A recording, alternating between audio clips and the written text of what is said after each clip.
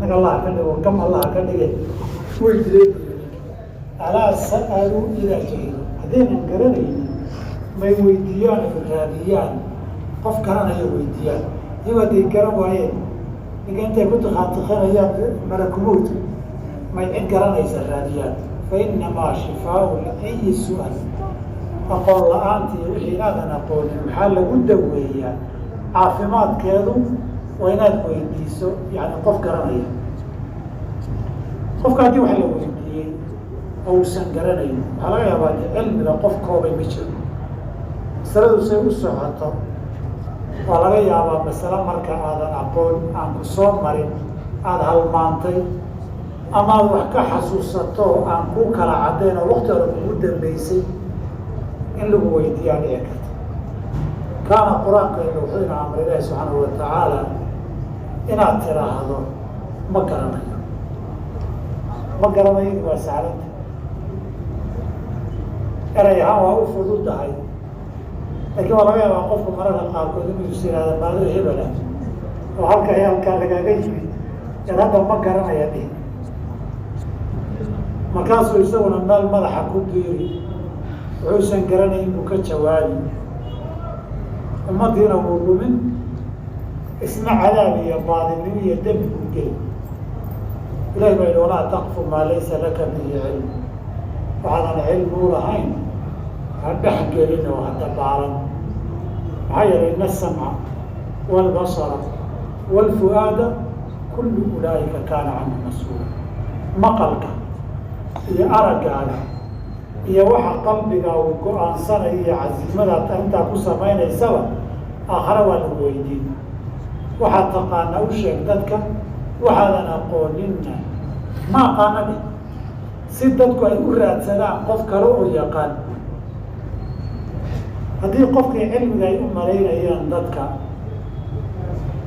isagoo arkay inuusan garanaynin uu meel gebiga ka tuuran iyaga waajibkoodii way guteen oo ahaa qofkaad cilmiga u filayseen weydiiye fatwadaa xumaatay iyagu haddaynan hadalka si khaldan ugu sheegin isaguna wuxuusan garanaynin garo iyagana waajibkoodii waa guteen isna waajibkiisii waa ka tallaabsaday oo waa ku xadgudbay dembiga isaga iskale saa darteed baa nabiga xadiidka abu hureyre ahaa man su-ila can futya man aftaa bifutya min gayri habtin man uftiya bifutya min gayri habtin fainamaa ismuhu calaa man aftaa ninkii loo jawaabo jawaab cilmiyeed aan sugnayn oon sal lahayn dembiga ninkaa u fatwooday baa iskale isagu ma laha laakiin waa markii isaga aadaabtiisi u ilaaliyo ahla dikri u weydiiye waayo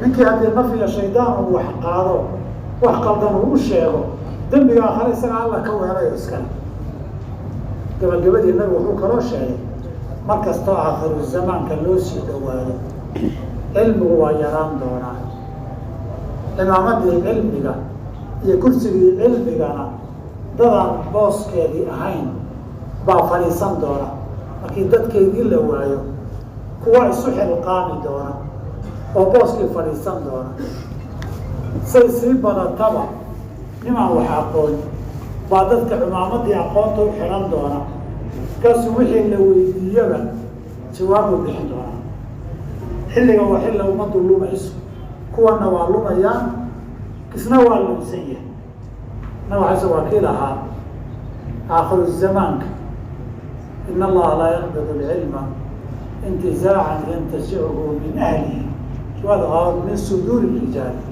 walakin biqabdi lculamaa xataa idaa lam yubqi caaliman itakada annaasu ru'uusa juhaala faaftaw bigayri cilmin fadalluu waadal ilahi subxana wataala cilmiga dadka qalbigooda kama dhaqo laakiin dadkii yaqiinay baa intoos oofsadaa in xambaartay oo dhaxashayna lama helo say usii yaraanayaan buu yihi nabigu ilaa la waayo cid si fiican wax u taqaan si fiicanna dadka wax u sheegay dadku culimo kama maarmaane qolyo caamao wax aqoon baa duurkii culimmada loo xiran kuraastiina ku fadhiisan su-aalihiina la weydiin wuxuusan garanayn uu ka wada jawaabi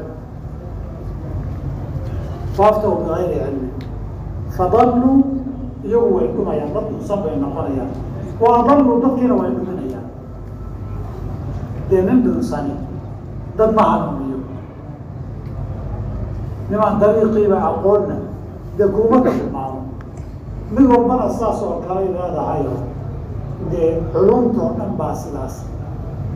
dabaa'icda dadka duubka xidhee meesha fadhiisanayana dee shaydaanna waa la xiriiraa, hawa nafsana way la xiriirtaa. meesha uu joogo wixii uu garan waayey amaa lagu dhahaana in baa laga yaabaa ceeb inay moodo, inay moodo. markuu ceeb moodana meel buu madaxa ku qabdadixiyaayo derbiyadu jiiraan. markaasuu sida ninka soomaaliya laga sheegay wuxuu yidhahaa fankixu maa taaba lakum min annisaai, fankixuu tukada biya, fankixuu tukada. intaad marinaysaa meeluu ka maray garan maaye masnaa laba salaad subax baa loo jeedaa weliba laha, wasulaada saddexna maqribka waay, oo rubaaca afarna kuwii afartaawa. waa kinigii inaga ku dhaariyey hebelba fankixu baa tukada, fankixu guud baa laga hadleeyey, tukada ma ahayn. marka kaasoo kale markuu sheekh dadka u noqdo cimaamada xidho dee ummaddu inay dhunto akhiruzamaan baa soo dhowo.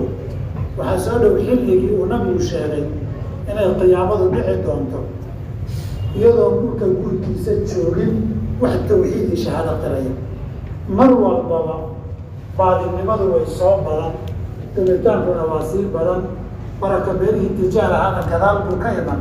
dadkoo wada iska bayhoofa oo meel wada xiisanino mar walba dabayshu saa isaga qaadqaadaysa. adaabta su-aashu qofka weydiinayana waxaa la faray wuxuusan aqoon iyo qodu aqoon iyo diin u malaynayo. qofka la weydiinayana waxaa la faray wuxuusan aqoon inuusan ka hadlin. intaasaynu isku ogna.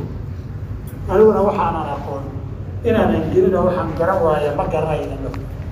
idina waxaad i weydiinaysaan waxaydan aqoon u noqdo wax jikaar iyo baaritaana uusan noqonin.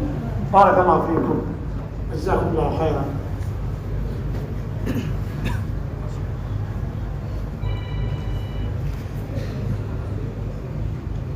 qofka wuxuu leeyahay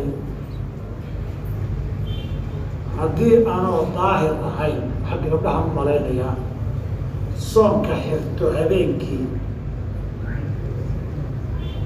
6 saac oo maalinimo daahirsado, soonkaas ma ii jiraan? haddii dhiiggii ka go-ay gabadha waa 3 xaaladood. in xilligii dhiiggii ay ku jirto oo weli dhiiggii socdo, ama caado ha noqdo ama umul ha noqdo, inuu ka go-ay oo ka istaagay laakiin weli aynan qabaysanin oo daahirsanin, iyo inay qabaysatay. 3daa xaaladood bay martaa. xaaladda koowaad soonkama asixeen, dhiiggii weli socdo. xaaladda saddexaad ay daahirsatayna maba su-aalayso, inama wasiinayso. haddii waagu beriyo aadaankii dambe la aadaamo, gabadhii uu dhiiggii ka go-ay welina aan qabaysanin, ama suxuurtiiba la soo gaadho oy soonkii niyooto, salaadana soo gasho iyadoo weli qabaysanin, soonkaa ma u jiraa? haa.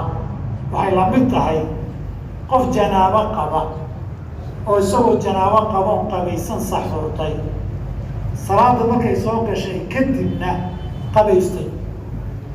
in caadadii ay gabadhu ka socotaa soonka iyo salaada diida, hadday ka go-do raadkeediibaa baaqi ah oo laga daahirsan karo. waxay mudaba qiyaasan noqonaysaa qofkii janaabada qabay. nabigana waxaa la weydiiyey alayh sala salaam, haddii anigoo janaabo qaboon ka qabaysanin salaadu subax ii soo gasho, soonkaydii ka waran? markaasuu wuxuu yihi waad soomi kartaa. xaaskiisa mid kamidaa la joogtay. kolba waktiga iyo zamanka la joogayo dadkeedu dhaqanku wixii caadiya waa caadi, lakiin inaga soomaliya hadda caadiyana maaha. umulmu'miniin baa ag fadhiyey, su-aashaasaa la weydiiyey. midda weydii buu yiri iyo mararka qaar su-aalaha qaarkood wiilay hooyadii nabiga wada joogeen baa weydiiyey, hooyadaa weydii buu ku yiri. mararka qaarkoodna su-aalaha iyo kuwa ku dhow intii la weydiiyey xaaskiisana ag fadhiday wuxuu i aniga midaniba saa waa samaynaa. ninkii soomaaliya oo gabadhiis xaaskiisa saa ku dhaha inay xaajo toole tegi waxaan malaynayaa koo gar iyo dagaal ay tegi doonta, laakiin xilligaa iyaga caadi bay uhay. marka nabigay ku dhici jirtay isagoo janaabo qaba oo aan ka qabaysan in waagu beriyo salaadana la aadaamo kadibna inta uu qabaysto soonkiisa sii wato. xilligaas oo kaleeto in kala guurkaasi jirana qur-aanka waa lagu sheegay, wayasaluunaka cani ilmaxiidi qul huwa adan factazilu nisaa fi lmaxiidi walaa taqrabuuhuna maxaa ku xiga xataa yahurna faidaa taaharna. labadan ahara maxay kala yihiin? xataa yahurna ilaa uu ka go-a weeye dhiigu. faidaa tataaharna hadday ka qabaystaan faatuuhuna min xayu amarakum allah. xiriirka gogoshu qabayska kadib buu banaan yahay. laakiin hadda waxay sheegtay go-itaanka iyo ka qabaysigu inay laba kala yihiin. midna way daahir noqotay oo waa ka go-ay, midna way iska daahirisay. markaa waxa ku hadhay xukmu najaasaadka, dhiigga wixii raadkiisii hadhayna xukunka najaasaadka layska dhaqo layska daahiriyuu la mid yahay. xukunkiisii salaadii iyo diidayeyna xukunkii janaabada iyo xadasullah ka bar buu leeyahay. marka ka tahaaro jirka iyo dharkana waa najaasaadkii oo kale, ka xukum iyo xadadna waa janaabadii oo kale. marka soonkaa waa ansaxaya, janaabadiisu waa ansaxaya. saliilka labaad wuxuu leeyahay qur-aanka ayaa akriya waana boogsiiyaa sifa aan u dhammeeyo 3 maalmood, mana akriyo tajwiidka oo waan boogsiiyaa. haddii aan tajwiid ku akriyo kuma dhammayn karo 3 maalmood. marka waxaan isleeyahay tolow armaad khasaartaa. arrintu waa 2 qaybood. mid waa tajwiidka. tajwiidku waa 2 qaybood. qaybna waa qayb keenaysa ka tegitaankeedu laxni jeli ah ama laxni weyn oo macnaha bedelaya. qaybna waa qayb intaa ka badan oo wanaajin iyo qurxin iyo taxsiinaad ah. tan qurxinta iyo wanaajinta iyo taxsiinaadku waa min baabi sunan, baab ilwaajibaat maaha. bimaa fii dalika uu ku jira laxniga khafiga ah. kan laakiin macnaha bedelaya waa makhaarijta iyo sifaadka asaasiga ah wey. tajwiidkuna waa makhaarij iyo sifaat sooma.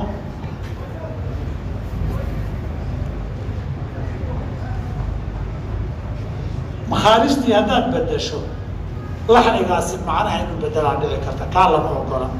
degdeg keenaya inta carabku isku fiyo xarfaha qaar aad ka tagto qaarna makrajkoodii iyo sifaday ku muuqan lahaayeen aadan siinin. xuruuf isku meel ka soo baxda laakiin sifada 2 xaraf ku abaajira. oo haddii sifadii tilmaantaas laga tago halkii xaraf ay kala wada noqonayaan. haddaad inta asaasigees xaraf ka soocan ku yahay makrajkiisiina kaga soo baxayo ee asalkii xarafkii carabigaa ku yahay aad ilaaliso oo laxni jeli oo macnaha bedelaya aadan keenin, horta khasaare iyo dembi ma qabtid. ama aayad akri ama dheerdheeree ama boogsi.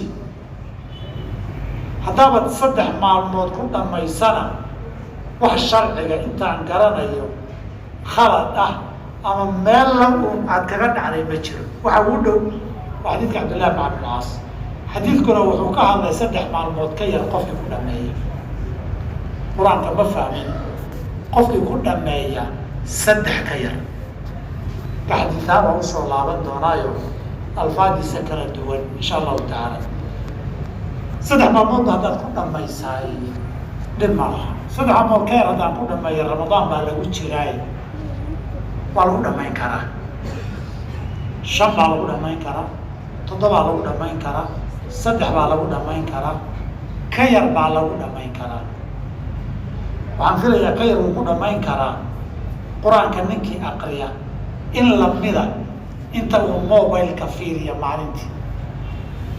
mobilka haysata salaad subaxee kale inta daqiiqadood ama saacadood ee tootalka isugeyska iyo wadarta fiirintiisiiya wax ka akriskiisa kaa qaadata in leeg qur-aanka haddaad fiiriso waxaan u malaynayaa in 12 saac ayna ka badateenba qur-aanka inta lagu dhammaynayo. wakti bay u baahan tahay in la geliyo. in badan oo salafkii iyo aimadii ahna qur-aanka markii ramadaanka la jiro gaar ahaan qaybtiisa dambe maalinla rag dhamayn jiray oo badan aahaaraa sugan. xadiidka nahyiga maxaa la dhahayaa? xadiidkan ma fahmin qofkii 3 ka yar ku akriya. 2 arrimood bay kaga hadlayaan sidaa xadiidka markaan dhahno oo riwaayada aan filaya bukhaari laftiisa inay tahay oo riwaayatu mujaahid tahay. waxay dhaheen xaalado gaar uu ku soo arooray markii nusuusta la jamciye la isu geeyey. nusuusta markay fadliga qur-aanka aqriskiisa ka hadlayeen si guud ahaadeen xadiidkan ma ahane shardi kuma xirin muddo ah iyo qaab gaara loo akriyay midna kuma xirin. alif laam mim xarfun markii laa aqul alif laam mim xarfun walakin alifun xarfun walaamun xarfun wa mimun xarfun.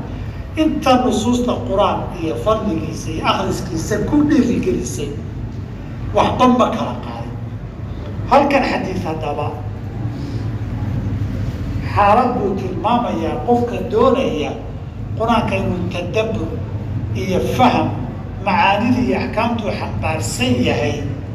qofku 3 ka yar ku dhameeyey ma gaadhin baa la yidhi. laakiin qur-aanka tadabburka saasa in lagu sameeyo sharcan waajib ma wada aha, mar kasta waajib maaha. labadaba bay yidhahdeen. kow dad qur-aanka yaqaanoon carabiba fahmin baa jira. umamkaa maxaa u furan? umamka cajamka qur-aankana yaqaani carabina aan aqoon. tadabburka macno la dhuuxa suuragalba kama aha. marka 2 khiyaar baa u yaala inuu qur-aanka intuu yaqaanay akhriskiisii badiyo alfaadiisi isagoo saxaya ajirkiisiina ka helo, iyo inuu yihahdo aayar baan iska akriyo qur-aanna dhammayn maayo macnana fahmi maayo. marka taa waxaa laga gartay yidhaahdeen qur-aankana ummadoo dhan baa loo soo dejiyey. waxaa laga gartay xadiidku wuxuu ku socdaa dad gaara oo qur-aanka dhuuxistiisa iyo fiqigiisa iyo tadabburkiisa garan kara. intaan garan karin kumaba socda xadiidku. 2 wuxuu ku socdaa qofkaa laftiisa marka uu doonayo qur-aanka inuu dhuuxo uu ag istaago oo macnihiisa iyo nuxurkiisa uu xambaarsan yahay si qoto dheer u akriyo. lidalika aimada nawowi oo kaleeto atibyaan fii aadaabi xamalati lqur'aan saal uu ka hadlu kamid yahay xadiidka laftiisa. waxay yidhahdaan waxaa fiican ninka culimada ah 2 wildi inuu yeesho, miduu dedejinayo qur-aanka durba dhammaynayo iyo miduu tartiib macnihiisa dhuuxayo. kitaabka 2 meelood ha kugu kali jirta warqadu, ama kan xifdiga aana dareeri jidka haddaad socoto, haddaad salaad tukanayso inuu durba dhameeyo qur-aankii korbinaad dhamayso waa loo baahan yahay. kasratulqiraa'ada iyo qur-aankana waa loo baahan yahay. ninkii xifdisanaana hadduu yidhaahda tadabbur baan tartiib ku akriyi qur-aankiiba wuu iloobi, qur-aankiiba waa kaa fakan ashadu tafallutan waayo. saa darteed xaafidku kama maarmo si kooban oo degdega durba kolba inuu dhameeyo xifdigiisa aad u hayso. kaas ka wle kii markaa aan tadabburka macno haynin oo mawqiceedii joogin, midka aan garanayninba luqadda uu ku qoraa intaba xadiidkani ma khuseeyo. midda kale talabaad xadiidka tirada muddada uu sheegay ma 3 baa ma 5 baa mise waa 7? 3 riwaayaba waa jiraan. xadiidku waa hal xadiid, saxaabiguna waa hal saxaabi, qisadiisuna waa hal qiso. ereyga nabigu yidhi ninkii akriya ka yar ku akriya ma 3 baa ma 5 baa ma 7? intaba riwaayaadka hiqaadku waa ku soo arooreen. imaamu bukhaari markuu wariyey wuxuu yihi 7daa loo badaya. markuu xadiidka lafdigiisa sheegay 7daa u badan buu yihi wa sadaqa duruqda xadiidka markaad ururiso akarka duruqda hiqaadku 7 in lagu akriyo wey, 7 in lagu akriyo wey. xadiidkan waa xadiidka cabdillahi bn camr alcaasi, intaa ka yar baan ku dhamayn karaa u dhihi jiray wey, xadiid kale maaha. xadiidka dheeraaye intaa ka yar badan baan soonka awooda, intaa ka badan baan qiyaamka awooda, intaa ka badan baan awoodaa qur-aankan aan aqriya. xadiidku xadiidkaas waa riwaayaadkiisa qayb kamida weeye, riwaayada siiqada u dhigaysa. agarka ruwaadda xadiidku hadduu makrajkiisu waaxid noqdo, alfaadana ay tacadudo, sida bukhaari shaarayba sawaabka aho alwlaa say ruwaadu u badan yihiin in la rajaxo wey. saas darteed inaad 7 ku dhamaynteeda weeye dhibaato mala, sida fiican inaad 7 inaad ku dhamaysa wa. xadiidka ruwaadiisuna sidaasay u badanta. wabilahi tawfiiq. waa sheeka dheeroo shiilan.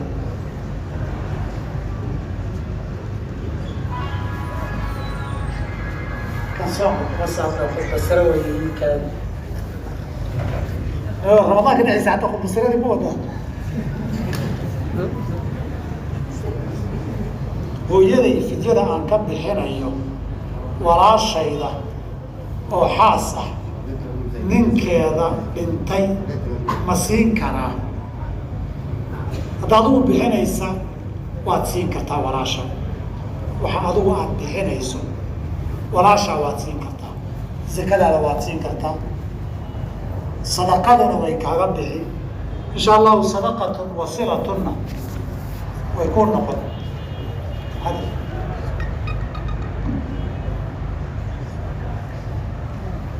dhan kala su-aalkaad ka talami,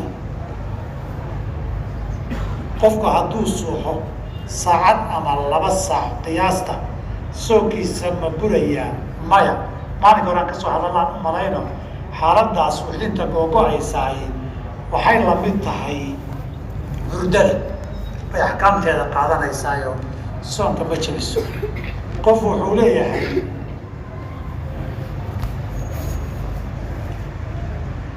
waxaan rabaa inaan aado cumro, muxramna ma haysto, waxla gabdhaha.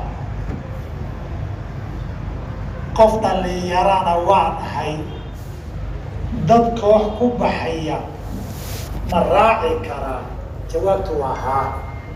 hadday dadkaasi ay ku jiraan dumar maxram wata, dadkaa warqabayana yihiin, rufqada aaminka xaj iyo cumro iyo safarka gabadha waa loo raaci karaa.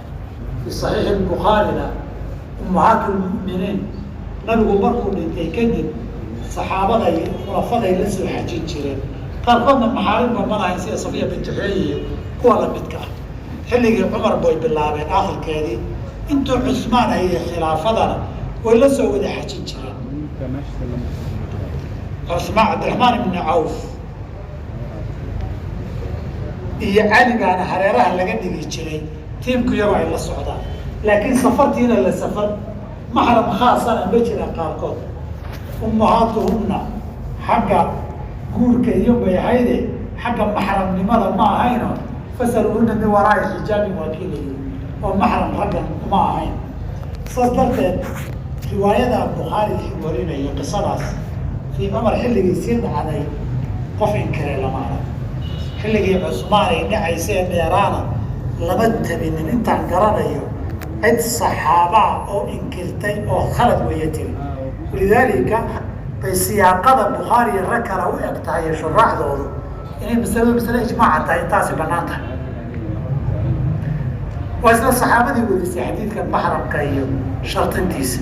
marka qasadkii maxramka booskiisii wax buuxinaya haddii la helo jamaacada aaminkaa way la safri kartaa gabadhu cibaado iyo keyrkeeda.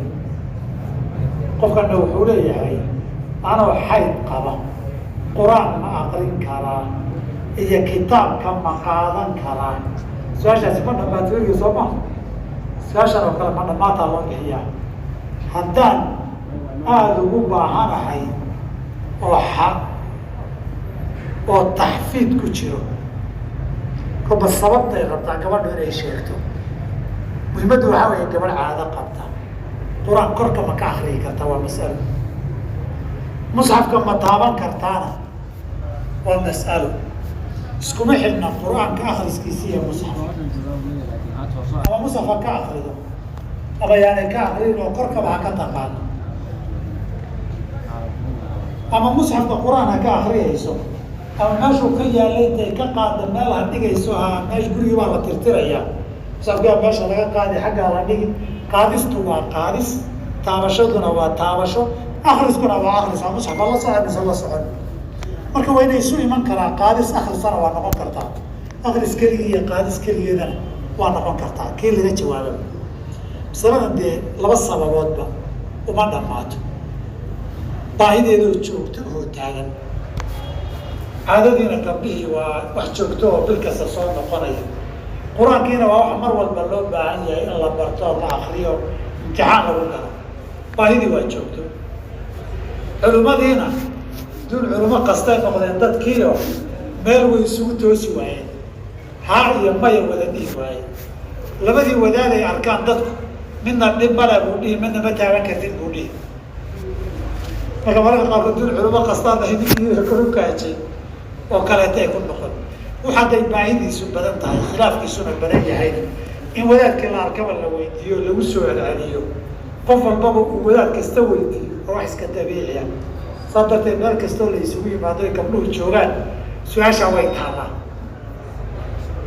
la soo jeediya iyo hoos la dhigiyaayo tan way soo noqnoqotay la dhehyaaba badanaa su-aashaa lama waayo waxaa rabaa un si kooban inaan u idhaahdo saan tilmaamay masalada khilaaf culumaa ka jira khilaafkuna wuxuu ku salaysan yahay laba arrimood kow axaadiis mas'aladan ku timid ma sugan tahay mise ma sugna ta labaad aayad qur-aan oo ku timid mas'aladan wax lamida macnaheeda sidee maxaa looga jeedaa fasilkeeda aayadda suurat lwaaqica wey laa yamasuhu ila almutaharuun ma taabtaan qur-aanka kuwa aan daahir ahayn kuwaan daahir ahayn ee ma taabtaan la yihi maxaa looga jeedaa ma tahaaradii ilan gabadha aan wayse qabin qofkaan wayse qabin ama aan qabays lagu leeyahay oo janaabo qaba ama caadadii iyo umushiiba ku jira sharcigu tahaaru u baahan yahay waa isticmaalaa qofka muslimkaana si guud inuu daahir yahay sharcigu waa isticmaalaa labadaba tahaarada aayaddan ku timid ma waxay ka hadlaysaa tahaaradii tan mise ta kalay ka hadlaysaa labada tahaaro tayar iyo taweyn ee bini aadamka may ka hadlaysaa ee muslimiintu ay qabataa mise tii islaamnimadii iyo iimaankay ka hadlaysaayo gaal baa nijaasaho inama mushrikuuna najasun waa la yihi ninkii janaabada qabay Abu Hurayra ahaana markuu nabiga ka dhuntay nabigu u arkay haddana wuu waayay markii dambe war xageed ka dhacday wuxuu yihi daahir ma ahayno anoon daahir ahayn aan ku imaadaan diidana kaasuu nabigu yihi subxaan allah qofka mu'minkaa ma nijaasoobo daahir ma ahayn hadhihi way qofka mu'minka waa daahir haddii aan idhaahno aayaddu mu'min iyo gaal bay ka hadlaysaa macnaheedu qur-aanka gaal gacanta yaan loo gelin inuusan gaalna qaadin wey laakiin mu'min kamaba hadlayso mu'minku waaba daahir oo kuwa qaadi karuu ka mid yahay taa macnaheedu aayaddu say sheegtay haddaan saa ku fasirno wayse qab iyo qabays baa laygu leeyahay aayaddu kamaba hadlinba gaal iyo muslim bay ka hadashay daahir unbaaba taaba kara ama kaba sii fogeeyo bini aadamma aayaddu kama hadlaysane oo malaa'ig bay ka hadlaysaayo waxaa laga hadlahay laa yamasuhu damiirku looxul maxfuudka wey meesha qur-aanka laga keenayna malaa'igta baaba joogtay aadama maba joogane laakiin malaa'igta waxaa la wadaaga iimaanka basharka mu'miniintaa la wadaaga saa haddaan idhaahno aayaddu uma diidin qur-aanka inay taabtaan haddaan idhaahno tahaaradii kale ka hadlaysaana way u diideen qur-aanka inay taabtaan qof aan wayse qabin ama aan qabays qabin fasilka aayaddaa muranka ka jiraayey fatwada masalada laga bixinayo waa saameeyey axaadiidta ku timidna inay sugan tahay iyo qaabka ay ku timid inay xujo gashana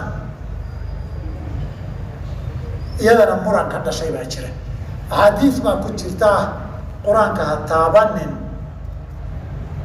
adoo daahir ahay, adoo janaabo qaba qur-aanka ha taabanin. qur-aanka ma taaban karaan gabadh caado qabta.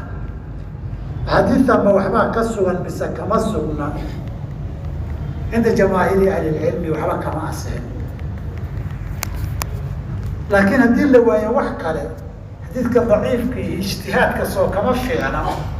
waa madhab culimada ku kala duwan yihiin, sida imaamu axmed iyo abu daawuud saaxibu sunan iyo iyaga waxay qabaan xadiidka daciifkaa ka fiican ijtihaadka aqwaasha culimada.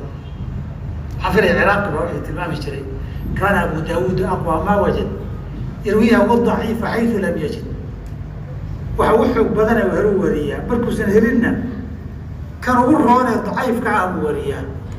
aakhirkii laakiin muxuu yidhi fadaaka cindahu aqwa min ra'yin qaalahu ibnu mandah.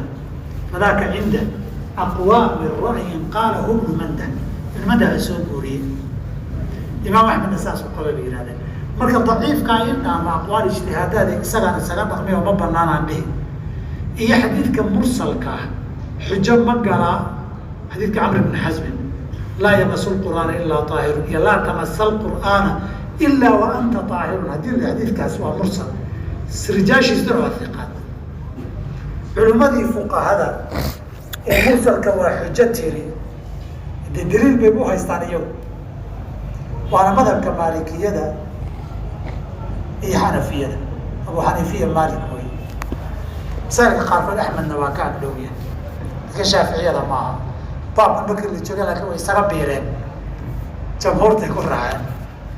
walidalika xujiyat lxadiid lmursal alciraaqi fi alfiyati wahabaan filaya waxay dhihi jiray waxtaja maalikun kada nucmaanu wataabicuuhumaa bihi wadaanu waradahu jamaahiru nuqaadi liljahli bisaaqadi fi lisnaadi.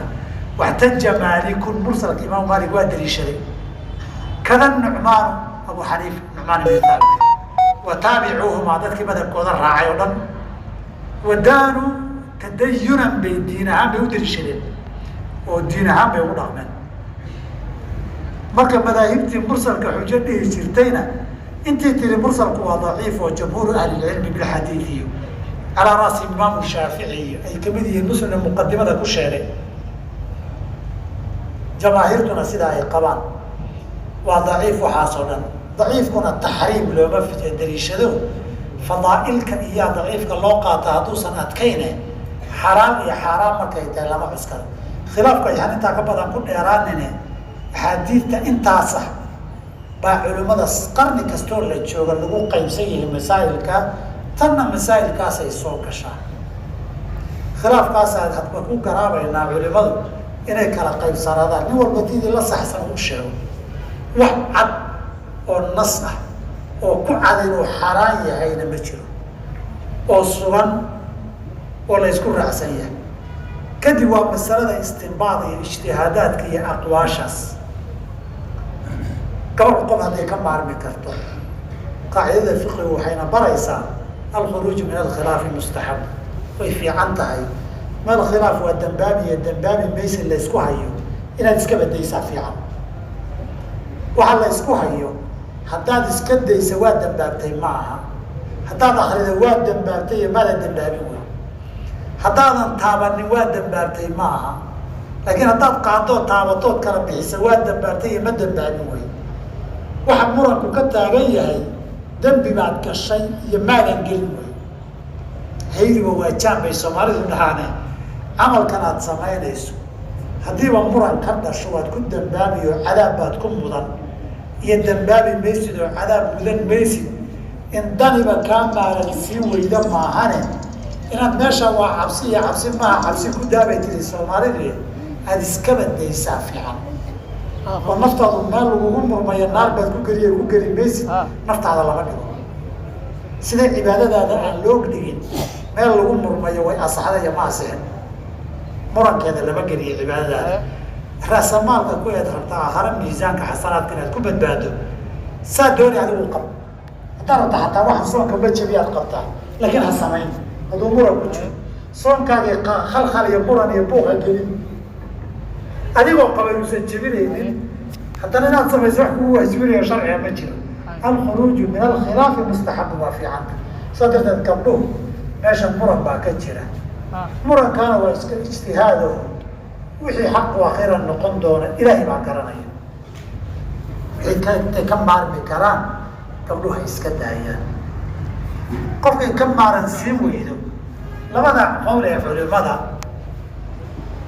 wixii daruuraad ay ku kalifaan ee qofku ka maarmi waayo qowlka ruksad ee waad akrin kartaa waadna qaadi kartaa wuu qaadan karaa oo mararka qaarkood waa daruurada iyo maslaxada lafteeda qowl marjuuxa loo rajaxaayo laga xoog badnaa mujtamaca iyo ummadda loogu fatwoodaabe haddiiba qowlkan si cadow loogu xoog badan yahay aynay jirin gabadhu way qaadan kartaa xaalada imtixaan iyo xiliyo aynan ka maarmaynin intaasoo dhan waxaa ka banaan nin janaabo qabo iyo gaba caado qabta iyo qof aan wayse qabinba hadday daruuraad yimaadaan qur-aanka way qaadi karaan qaadista haddii musxaf banaan yaalla roob soo da-o oo roobka in laga soo xareeyo u baahan yahay oo haddii way usoo weysaysan hasii qoyen may waad soo qaadi waa daruura haddaad musxafkii magaalada adoo wareegaya oo wayse qabinba meel xun iyo musqul iyo qashin musxaf lagu tuuray aad aragto ma waxaad dhihi ma wayse qabo ama qashinka ka saari maayo may waad ka soo saari akafu dararayn waayo musxafkaa qashinka ku jira qashin kalaa lagu sii dari xaar baa lagu sii dhex tuuri markaasoo kale maaha marka laga hadlayo waad ka soo qaadi inuu gacan gaal iyo gacan xungolaad ka baqday musxafki waad soo qaadi xaalaadkaa daruurada ah lagama hadlayo hadday daruuro timaado musxafkii in meel xun laga qaado ama isagii la badbaadiyo ama meel wanaagsan la dhigoosan oolin markaa aadan kana gaadhin inaad weysaysato qof tahaaro qabo wayse qabiyana aadan heli karin oosan kuu dhaweyn musxafkaa waad badbaadinoo waad qaadi xaaladahaas oo kale aniga ma wayse qaba hadhihine musaka soo qaado masaajid iyo meesha kugu dhow intaad dhigta markaadad wayse u baahan tahay biyo qaado weysayso ama haddaad ka gaadha derbiga kugu dhow ku gabagabaysa waa qowl culamadu derbigana wayse gabagabaysi ku ansixiya kadibna qur-aanka meesha ka soo qaado wabilahi tawfiiq war fara badanaa dhigana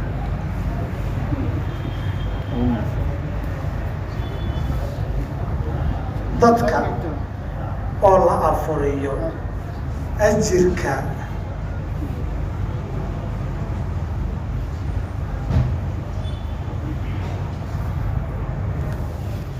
dadka oo la afuriyo leeyahay macnaheedu si aad ajirka u hesho ma inaa afur dhamaystiran bixisid miya mase hal timir ama biyo aada siisid ayaad ajirkaada ku helaysaa sida masaajidda oo lagu qaybiyo haddii masjidka keentid timir qofna biyo keeno qofka sooman midii uu hor cuno ama hor caba biyo ajirka qaadanaya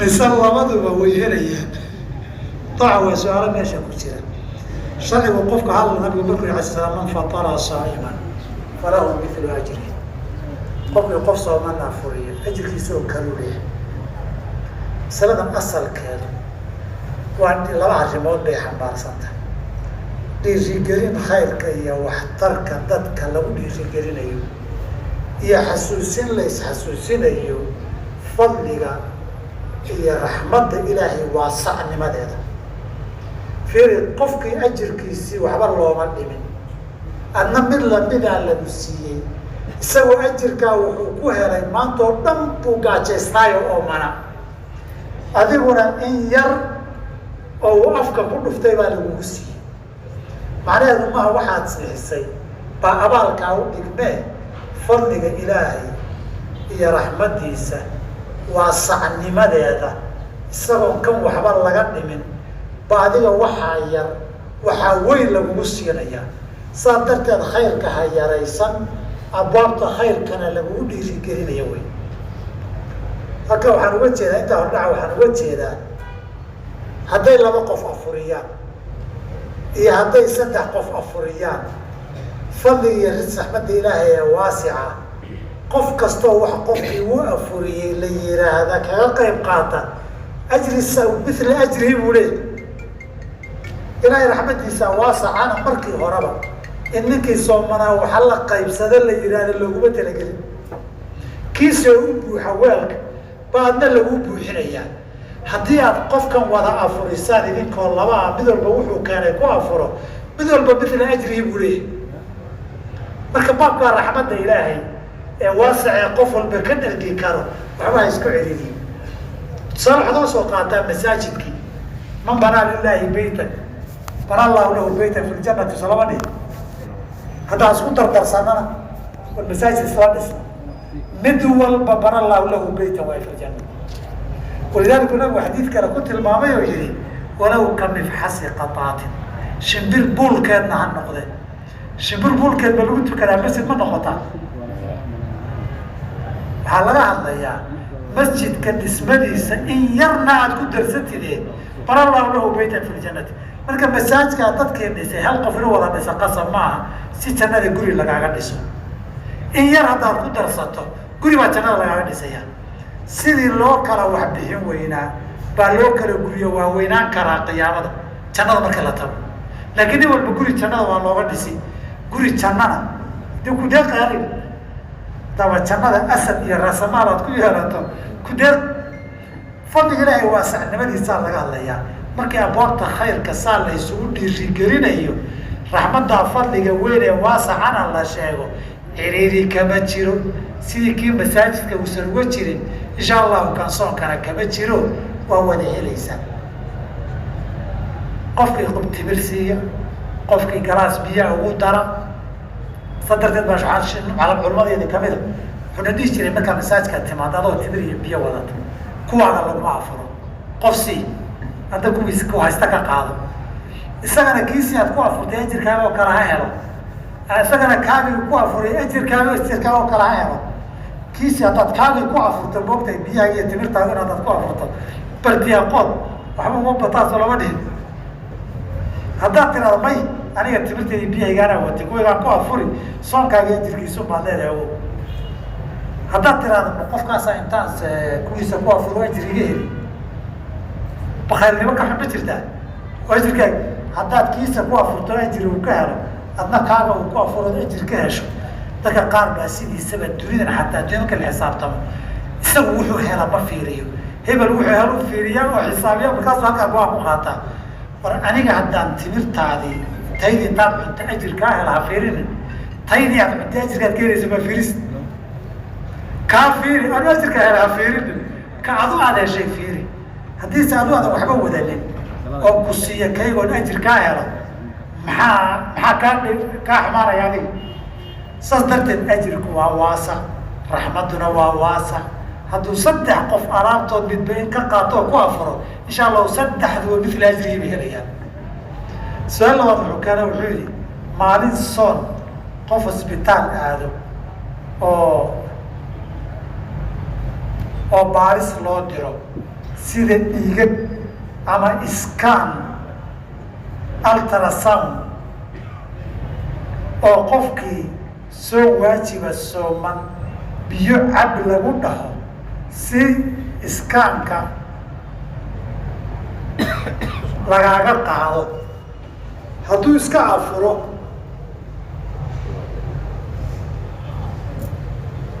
cilo sharciga ma tahay haa. qofka caafimaad isbitaal u tagay waa qof xanuunsan. qofka xanuunsanna wixii xanuunkiisaas lagu daweynaya inuu u afuro waa loo ogolya. xanuunka loo afurayana waxaa kamid a haddii aad waxaan qaadan weydo amay boogtu yar dheeraataa waktigay ku bogsan lahayd ka dheeraataa baa loo ogolyahay inaad u qaadan. qof baadaya oo xanuunka haya inuu ogaado rabo wuxuu yahay u cuslaan karo dawo u baahan kara waa qof cudurdaar leh inuu afuro waa loo ogolyahay. laylatulqadri mabaynan gaadhin fadligeeda sidaa u heshid ma inaad salaatuleyl ama taraawiix tukatid qasab ah mise qur-aan keliya akrisatid waa heli habeenkaas fadligiisa. salaad shardi maaha. habeenka nooleyntiisa laylatulqadrigu salaad qasab maaha. saa darteed gabadh caado qabta iyo mid umul ku jirta intaba laylatulqadriga way heli karaan. habeenkii inaad cibaado ku noolaysaa la weye. nabig alay slam wuxuu yidhi habeenkii in la nooleeyo baa laga hadla. nooleynta habeenku salaad bay noqon kartaa, qur-aan bay noqon kartaa, dikri iyo tasbiix bay noqon kartaa, ducay noqon kartaa, cilmi la akristay noqon kartaa, dad la wacdiyay noqon kartaa, intaasoo la isku dhex daray bay noqon kartaa, marba in la sameeyey sadaqaad la bixiyey bay noqon kartaa. qofku habeenkaas inuu dikri iyo cibaado iyo khayr ku nooleeyo weeye. abwaabta khayrkana ilaahay waa bariyey.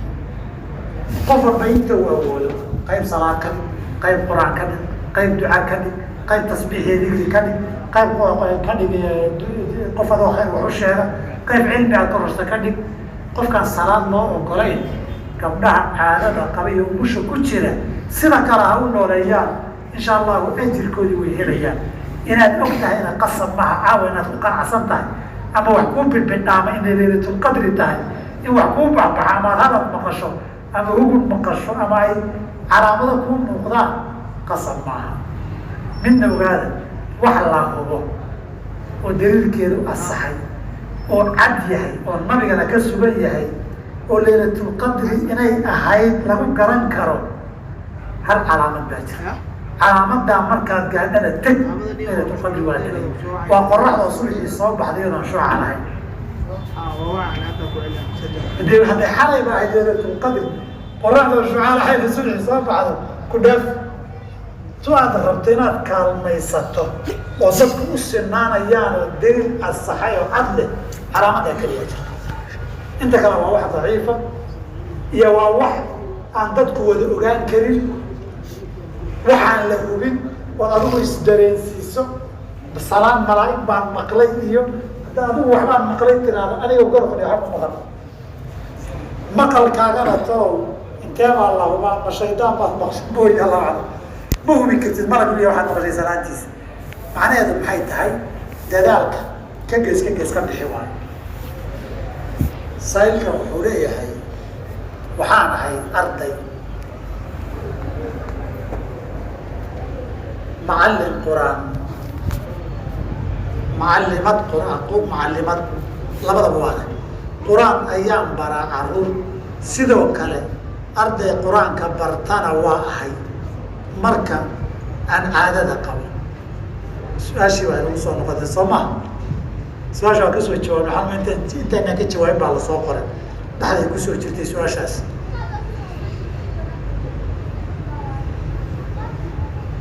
waxaan jeclahay haddii alla idmo inaan ictikaafo 10ka dambe.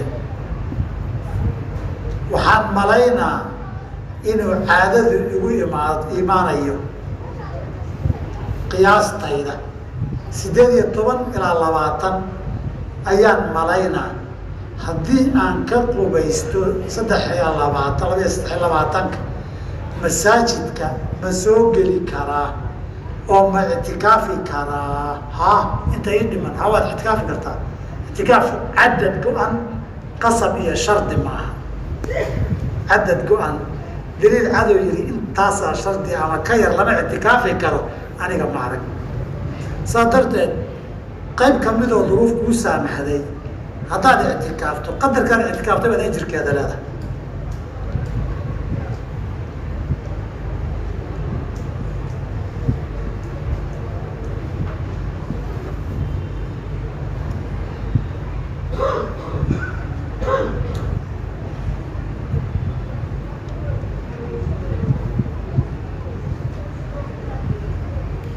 qofkan ducuu dalbanaya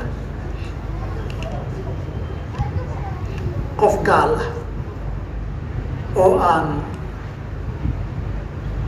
isku dhownahay ayaan jeclaystay inaan kitaabka qur-aanka ah oo tafsiir ah af ingiriis ah ayaan rabaa inaan siiyo.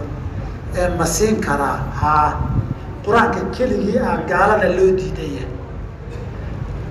dhul gaalanayaan loola safrin la yiri laakiin qur-aanka markii uu sharaxaad iyo la socoto gaalka waa la siin karaa haddii laga rajeynayo inuu wax ku fahmo.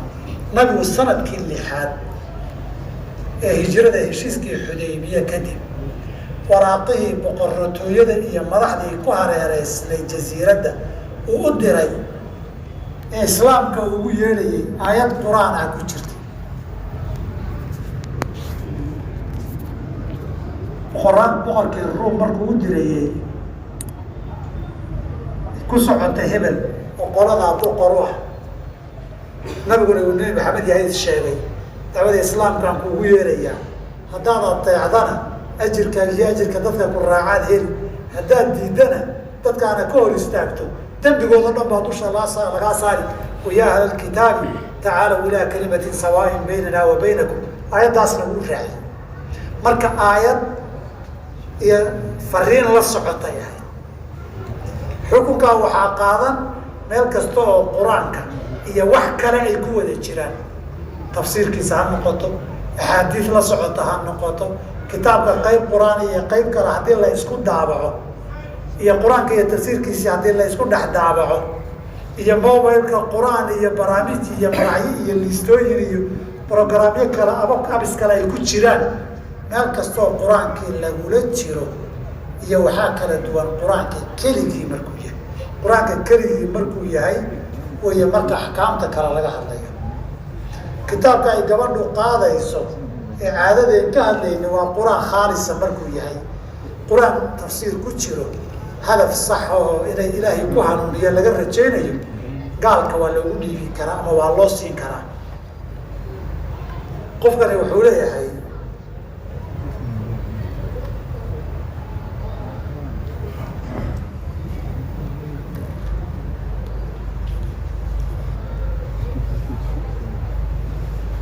laba su-aalood weeye.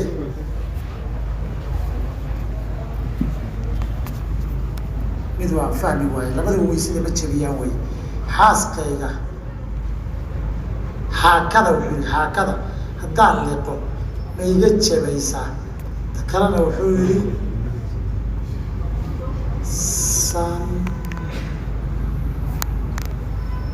sandaak weysada ma jebiya. sandaak waxa la yidhaha miyaa jira?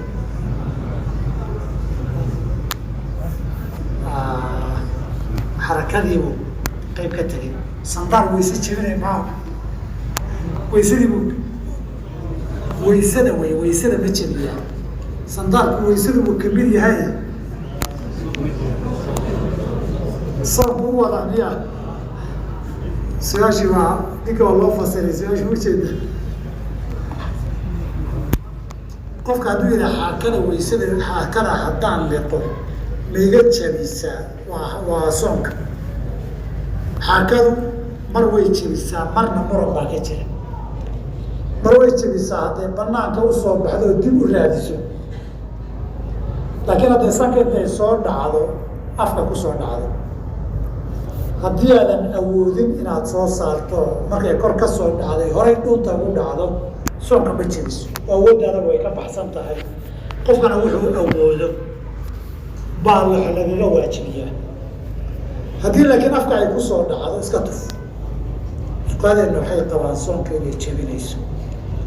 marka soonkaagi muran ha gelinine. hadday tahay mas'aladan kale sandaarka soonka ma jebiya hadday tahay, hadday biyahan ku sandaarsatay aada intaan igu jiida dhuunta gaadhaan soonka uu kaa jabi. haddayna dhuunta gaadhin sanka iyo dhuuntu ay isu duleelaanena kaa jabi maayo. wuxuu leeyahay xadiidka aftara alxaajibu walmaxjuub, iyo rasuulku wuu afuray wahuwa saamin, wuu istoobay dheh, wuu afuray ma ahayn. sidee la isku waafajinayaa? waa naasik iyo mansuuq. aftara alxaajibu walmaxjuubu waa la nasakhay, uu horeeyey. hadalkaan nabigu jacfar ibn abi aalib buu ku yiri. jacfar ibn aalib wuxuu ku shahiiday dagaalkii mu'ta oo furashada maka ka horeeyey. furashada maka kadib way xilligii ibn cabaas nabiga uu ka warinayo, ixtajaba wahuwa saaimu, isagoo sooman buu nabigu istoobay. anaa soonkiisina waa watay. marka kaasina maka furashadeedii wuu ka horeeyey, kan kalena wuu ka dambeeyey marka naasikh iyo mansuuq weeye aftar alxaajim walmaxjuum baa la naskhay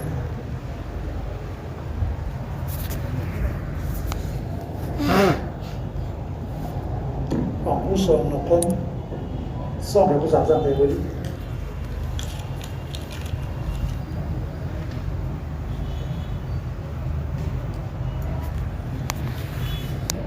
wiilkayga oo baahan sadaqa ma siin karaa oo ma ku baxaysaa wiilkaaga oo baahan dee sadaqada guud way ku baxdaan haddaadan zake ka hadlaynin sadaqatun wasilatunna weeye qaraabada waxa la siiyo dadka qaraabada iyo raxibka ugu dhowguna ka mid yahay sadaqa iyo qaraaba xiriirin laba ajir bay leedahay marka lagu saqaysta calaa dil qurba sadaqatun wasilatun wey xaaska cabdillahi ibni mascuud baynaad wuxuu nabigu ku yiri ninkeeda iyo caruurteeda hadday siiso sadaqatun wasilatun laba ajir bay leedahay taasaaba kasii fiican waana qofka ugu dhawaaya mudna laakiin zakada laguma bixin karo lacagta han hayana wax saa u badan ma aha ehel kale oo baahanna way jiraan ma isagan wada siiyaa mise isaga iyo qaraabada kale waan u qaybiyaa taa adaa qiimeyn kara qadarkay tahay inay qaybsami karto deba iyo baahiday tahay hadday qaybsami kartana dadka wax ka gaargaarsiin haddayna qaybsami karin oo hal qof un ku filan tahayna isagaa u mudan hadduu baahan yahay inaanan kusoo gabagabaynaynaa waktigii waa dhaafay ase dhammaanayaa barhkii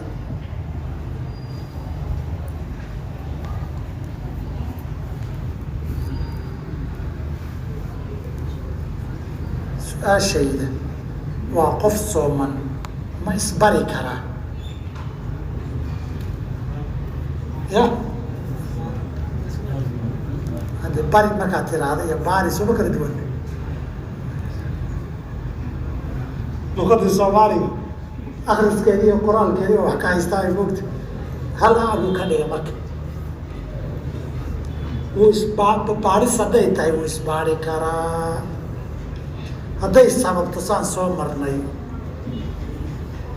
caafimaad hadday sababto caafimaad uu isu baarayana oo baahi caafimaad ay jirtana afur hadday keento wuu afuri karaa saan soo marnay haddaynan ahayn wax degdegaana waa inuu la sugaa ramadaanka inuu ka dhammaanayo ama xilli habeena uu ku adiyaa baaristiisa ilan meela habeenkii furan oo baaraa jiray ninkani wuxuu leeyahay salaada subax kadib ayay shahwadii iga qaalib noqoto iga adkaatay ilaa aan uga dhowaaday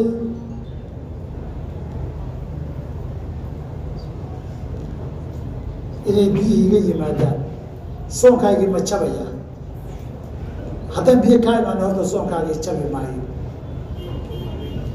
ee ku dhowaaday buu qofka isaa-il ku leeyahay haddaan kaa imanin biyihii shahwadu galmana aanay imanin soonkaagii jabi maayo hadday kaa yimaadeen haddii adigu aad wax farafaraysay soonkaagii ugu jabayaa waa dambaabtay qadana waa lagaa rabaa haddii laakiin fikirun ay tahay oo maskaxdu intay wax maamisay markii horena dee voltagekaagu hay ahaa xawliga korontadaadu aada u sarreeyey xawliga korontadu qofka jinigiisana waa u kala sarreeyaa da-duna saamayn bay ku yeelataa caafimaadku saamayn bay ku yeeshaa haddaad waxooga intaad fikirtood maamisay un wax kaa fakadayna fikirka keliyihii waxa ku yimaada soonka ma jabiyo haddaan adiga ficil kaa yimid uusan jirin oo ay ku jabiso haddii laakiin taataabasho iyo wax riixriixitaan iyo wax xoqitaan iyo adiga aada samayso oo sidaa biyo ku yimaada soonka kaa jabayaa adinka salaada subax oo yeeri ayaan biyo cabbay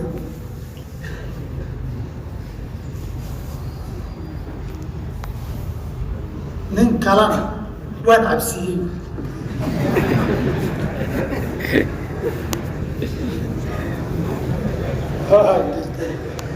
daydii kuma ekaane nin kalena waan qaadsiiyey buu leehay marka soonkayga ka waran taban waxay ku xiran tahay horta ishkaal baa jira oo hadda waxaa lagu aadaamaa brogaraamyo telefoonada iyo saacadaha iyo kombyuutarada lagu soo dejisto iyagiina ma wada socdaan way kala horhoreeyaan saa darteed masaajidii adaankoodii laba arrimood baa timid marka kow a'imadii mu'adiniinteenii wax aragti waa beri uu arkay ku aadaamaya ma jiro oo malihi waagii inuu beriyey buu qofkaasi indhihiisa ku soo arkayoo aanu cuskanayaa ma jiro sidaaduu masaajka dhex fadhiyaa ama qolkiisii dhex fadhiyaa saacadda iyo telefoonkana fiirinaya marar badan taad haysatay iyo duuhaystay baa kala duwanaan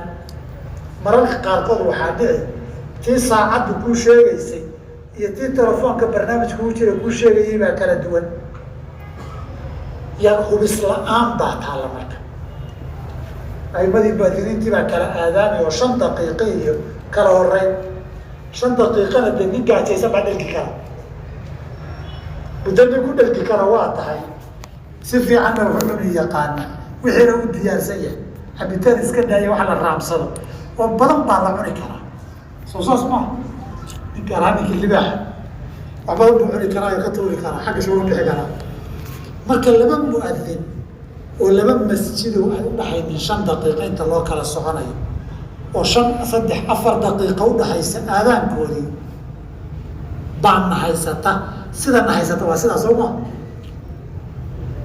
xaaladda sidaasi lama xukumi karo muadinkan aadaanay in waagii beriye lama xaqiijin karo markay sidaa u kala horeeyaan maxaa la sameeyaa alaqrabu ibnu cumar suu samayn jiray wey radi allahu canhuma ardaahuma ibnu cumar baa waktigiisii muadiniin yar kala horeeyeen mid baa adimay uu iska watay mid labaad baa ku dhuftay weliba aragti bay ragga ku adaamayeen wuxuu ihi bas hadduu markhaati helay bui ninka nin labaad baa uga markhaati furay bui waagi way kala dandambeeyaane moogtahay wuxuu yihi waagii beriye nin kale uga markhaati fura hadda iska joojinayaa maadaama ay kala horeeyaan cid arkaysana aynan jirin ma kan horaa saxanoo waagii ku beriyey mise ka dambaa saxanoo waagii ku beriyeyna aan lahaynin alaslu baqaau leyli way baqaau maa kaana calaa maa kaana habeen baa lagu jiray ilaa yaqiin waa beri la gaadho ama maro raajixa la gaadho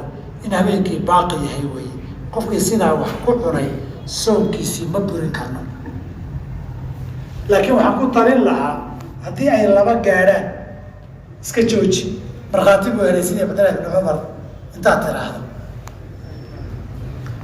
masaajidkan wuxuu leeyahay xaaskaygu waxay qabtaa cudurka sonkorta 4 sano ayaan qabaa waan awoodi waayey inaan ka bixiyo fidyada maxaan sameeyaa طبعا gabadha haddaynan qadayn karin waa sida hadalka ka muuqan karaysa dee xanuunkan sonkorta qaarkiina waa xanuunaan lalala soomi karin lana qadayn karin waa noqdaa kaas hadduu yahay fidyada gabadhaa lagu leeyahay ee adiga laguma laharto adugu waad kaalminaysaa waa caawinaysaa nafaqaadka waajibka ku ah ninka xaaska qabaay fidyada bixinteeda ka mid maaha wixii wanaaga waa gaarkiisa iyadii haddaynan awoodin soonna awoodin fidyana awoodin dayn bay ku ahaanaysaa intay ka helayso xuquuqda kafaaraadka ee maaliga ah qiyaasku wuxuu keenayaa gabadhan inay dayn ku noqoto ninkii ramadaanka xaaskiisa u tegay ee qoor xere yiri ee midaan ahaynba gacan kuma hayo yiri dihaarka ahayd xoolaa lagu yiri fidyaa la yiri bixi wuxuu yihi waxba mahayo way kaa dhacday lama dhigin iska fadhiistay nabiga cunno loo keenay hoo iskaga bixi buu yiri halkaa waxaad ka garatay ninkani ma haynin dimadiisiina beri ma noqonin marka la siiya iskaga bixi laleeyahay weli waa lagu leeyahay isagoon haynin bay dayn ku tahay markaasuu ninka cayaabka lahayd hor raashinkano iskaga bixi baa la yidhi yaan siiyaa buu yidhi masaakiinta sii baa la yidhi yaa baa ku dhaartay wuxuu yihi madiinaha reerheeda qof iga baahan oo iga maskiisaba ma jooga bui yaan sii nabi intuu qoslay buu yihi adiguba qaado adiguba qaado yii nabi intuu qoslay sala alay wasalam markaasaa waxaa lagu murmay isaga laftiisa reerkiisa ay ku bixi maadaausan waxba hayninayo kuma baxayso laakiin waxaan uga jeedaa maxalushaahidku muddadii ma haya uu yiri ma heli karo iyo muddadaa nabiga loo keenay sadaqaadkan u dhaxaysay isna meesha uu fadhiyey dimadiisu ma awooda beri uma noqonin iskaga bixi marka la yidhi dayn ku taagan oo dusha ka saaran inay ahayd baa halkaa ka muuqata markii ay hesho ama adu waad hesho adu ka bixin kartaa laakiin asal ahaan iyadaa lagu leeyahay su-aashan aan kusoo gabagabaynaynaa si waktiga qaybtii dambe ee saacaddii qur-aan akhriska ahayd weeye wuxuu yidhi waxaan khudba siraystay gabar anigoo guur hore waan khudba siray waxaan khudba siraystay waa gabar baa laga yaabaa qofku wuxuu leeyahy waxaan khudba siraystay anigoo guur hore soo maray markaas ma ogeyn inay xaaraan tahay waxaan ku mehersaday xamar aabbaheedna wuxuu joogay galmudug shiikh ayaan weydiiyey wuxuu igu dhahay waa xaaraan maalmo ka bacdi ayay gurigayga iigu imaatay waxaynu wada qaadanay wakti ka bacdi waan doontay gabadhii waa la ii siiyey waxayna ii dhashay gabar mana ogi inay gabadha uurku gashay ka hor ama kadib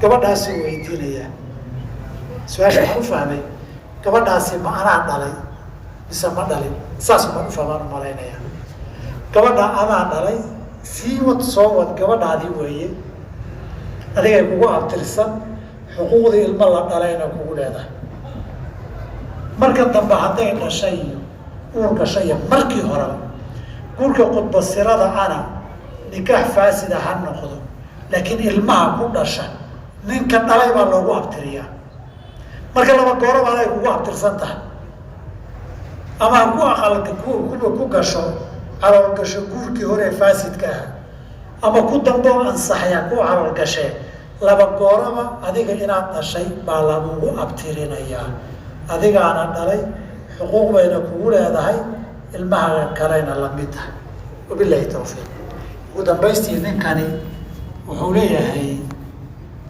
nin reer leh wey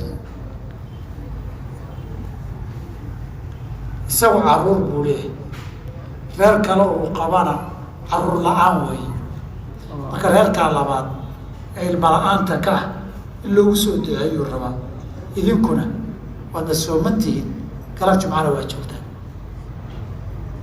galabta jumcadana saacad ducada la aqbalay leedahay qofka soomanna ducada waa laga aqbalaa asbaabta ducada lagu aqbalana soonkaa kamida marka bilankaasa baan ku jirnaaye ilahi subxaana watacala waxaan u weydiinaynaa biasmaahi lxusnaa iyo sifaatihi alculaa ilahi subxaana watacaala qofkaa muslimka iyo qoyskaasi ubad khayr qaba allaha siiyo ubad saalixiina wanaagsan allaha siiyo inta kale ubad la-aanta oo dhanna ubad khayr qaba allaha siiyo inta haysatana kuway haystaan allah u barakeeyo intay dhiman dhibka allaha ka qaado inta jirana allaha caafiyo inta baahan allaha deeqo inta dhunsanna allaha soo hanuuniyo inta maqanna allaha soo nabad celiyo intii dhib dhex yaallana dhibka allaha ka dhex qaado intii isku xunna wanaag allaha dhex dhigo ilahi subxaana watacaala xaqa ina waafajiyo soonka iyo cibaadada allah inagu hanuuniyo ilahay naga aqbalo khaatmada allah inoo suubiyo ilahi subxana wataala si uu beydkiisa noogu kulmiyey jannadiisa allah inagu kulmiyo subxaanaka allah bixamdika ashhadu an laa ilaha illa anta astaغfiruka